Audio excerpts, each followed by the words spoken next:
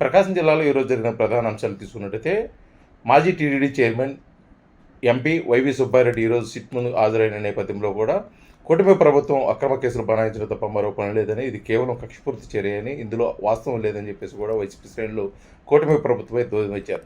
మరోపక్క పెదారవీడు మండలం మద్దలకట్ట వద్ద కూడా నుజువీడు డిపోకు చెందినటువంటి ఆర్టీసీ బస్సు బోల్తాపడిన నేపథ్యంలో అందులో ప్రయాణిస్తున్న సుమారు 13 మందికి తీవ్ర గాయాలయ్యాయి. వారిని దగ్గరలో ఉన్న దూర్నాల ప్రభుత్వ వైద్యశాలకు కూడా తరలించి చికిత్స అందిస్తున్నారు. దీనికి మలుపు వద్ద అతివేగమే దీనికి ప్రధాన కారణం అని చెప్పేసి కూడా అధికారులు తెలియజేసిన పరిస్థితి.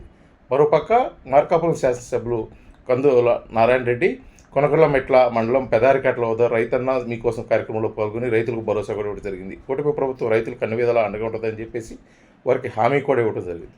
మరోపక్క ఒంగోలు నగరంలోని రాజు వెట్స్ రాంబాబు చిత్ర యూనిట్ హల్చల్ చేశారు. చిత్ర విజయం సందర్భంగా కూడా ప్రజలకు కృతజ్ఞతలు తెలియజేస్తూ ప్రేక్షకులతో కూడా కలిసి చిందువేసిన పరిస్థితి అయితే ఒంగోలులో నెలకొంది.